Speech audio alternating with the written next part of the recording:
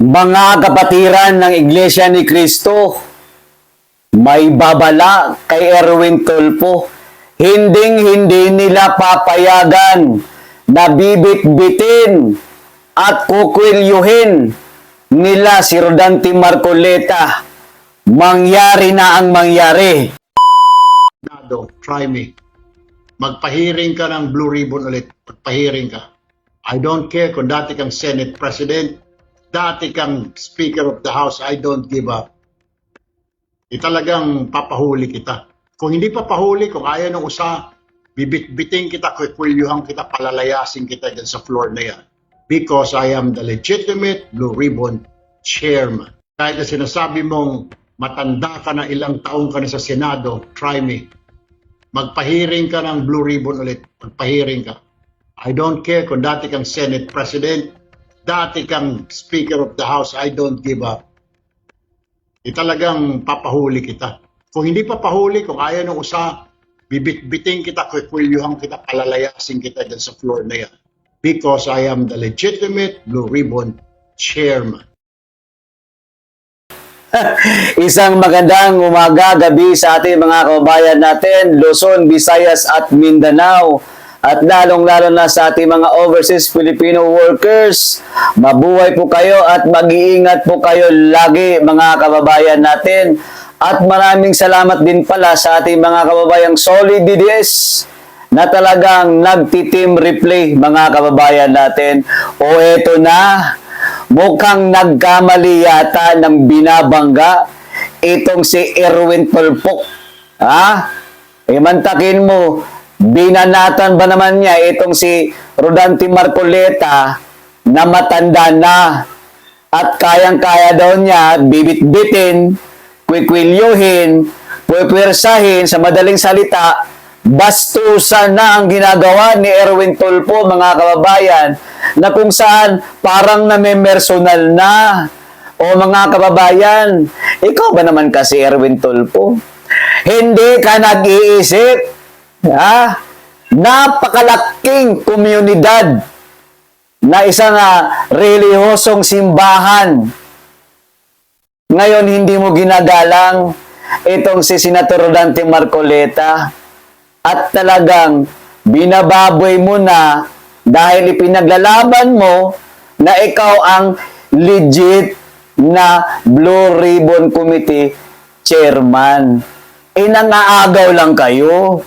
Ang gusto ninyo kasi, may utos na mastermind sa inyo na yun ang ipipilit ninyong sundin at kayo itong mag-iimbestiga sa flood control scandal na alam naman ng sambayan ng Pilipino, buong mundo, pati mga ibang bansa, mga kababayan, na hindi kayo interesado at takot kayo na malaman ang katotohanan sa likod ng mga mali-malitang ninakaw ng mga kasamahan ninyo at pati ikaw ay nakatanggap din. O eto mga kababayan, basahin natin ito. Kasi matinding babala po ito. Itong ginawa ngayon na mensahe ng Iglesia ni Cristo ay nagpapatunay na handang-handa sila na isang bulat at ipakita sa buong Pilipino na meron ng malalang korupsyon ngayon diyan sa administrasyon ni Bongbong Marcos. Minsan kasi, huwag tayong padalos-dalos magbigay ng mensahe, lalong-lalo ko na Senator Erwin, ay ginawa mong programa ang Senado, eto ngayon ang karma sa'yo. Naku po, hindi po biro itong kalaban mo ngayon. Ilang milyon po ang kapatiran po ng Iglesia ni Cristo. Tiyak, ito na ang huli mong pagiging senador. Hindi ka na talaga makakatikim pa ng boto ng mamamayang Pilipino, lalong-lalo na pag napatunayan na at talagang gagalaw na. Base dito sa mensahe ng Iglesia ni Cristo, talagang ipapakita nila ang katotohanan. O eto po, basahin muna natin ito. Naku po. Naku, Erwin Tulfo. Talagang hindi ka nag-iisip. Kesyo, talak ka ng talak dyan. No? Akala ko ba matalino itong mama na to? Ngayon, tiklop ka ngayon dito. Siguraduhin na Iglesia ni Cristo na mananagot ang dapat managot. O ito po ang mensahe po ng kapatid na Iglesia ni Cristo. Tahasan namin kinukundina. Ayan na. Ang binitawan na salita ni Senator Erwin Tulfo sa aming kapatid na Senador Rodante Marcoleta. Kahit matanda na, hindi namin hahayaang bibit-bitin at kukulyuhin ito. Hala, matapang po na mensahe yan ng Iglesia ni Cristo. Malalagot ka ngayon, Erwin Tulfo. Dito mo ipakita yung bayag mo. Dadaan ka sa nagkakaisang pag-ibig namin sa aming kapatid. Naku po, mabigat ito. Mukhang palaban na po ang Iglesia ni Cristo dito sa mga magnanakaw sa kaban ng bayan na kung saan pera ng mamayang Pilipino ginagamit ninyo sa pansariling interest. Ilalantad namin ang katotohanan. Mangyari na ang mangyari. Nakakagigil. Isa itong babala, mga kababayan, na nagpapatunay na galit na ang kapatiran ng Iglesia ni Cristo dito sa mga pambababoy nila, sa pera ng kaban ng bayan at sa mga senador na totoong nakikipaglaban para maibigay at maisambulat, maipakita sa sambayan ng Pilipino na sila ay kaisa dito sa investigasyon sa flood control anomalies. Mga kababayan, ewan ko na lang talaga kung saan pupulutin itong si Senator Erwin Tulfo na to. Ngayon pa lang, kabahan ka na, Senator Erwin.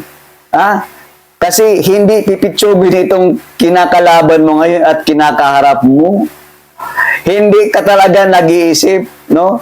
Akala ko naman, matalino ka. Akala ko naman, na isa kang respetadong mamamahayag, respetadong tagapagbalita noon. Pero ngayon, nakita natin, no? Isa ka palang bulok, bugok na hindi ka muna nag-iisip kung sino yung binabangga mo. Mga kababayan, antayin natin kung ano pa ang galaw or gagawing pagkilos nitong Iglesia ni Cristo hinggil dito sa kanilang mensahe na kung saan talagang nagpaparamdam na sila. Mukhang konting panahon na lang at lulusubin na talaga yung lugar nyo dyan sa Senado. Mukhang mapupuno yata ng mga Pilipino dyan para dipinsaan, protektahan ang mga senador na tunay na nakipaglaban alang-alang sa malinis na investigasyon dyan sa flood control scandal. Hanggang dito na lamang, mga kababayan. Pagdasal po natin ang bansang Pilipinas. Saludo po ako sa kapatiran ng Iglesia ni Cristo. At saludo tayo sa Brave 13 na pilit nilang iniisang kakasuhan, pinapakulong para malimita, no, mabawasan ang kanilang numero para pagdating sa halalan sa botohan sa impeachment ni Vice President Sara Duterte, matatalo tayo. Subalit, nananatili pong Brave 13 yan. Meron mang bumaliktad, ang tawag doon, mga traidor at demonyo. Walang prinsipyo, takot harapin ang katotohanan at takot dito sa administrasyong binabali ang batas, ginagamit sa kasakiman ang kanilang kapangyarihan. Hanggang dito na lamang mga babayan. Maraming salamat.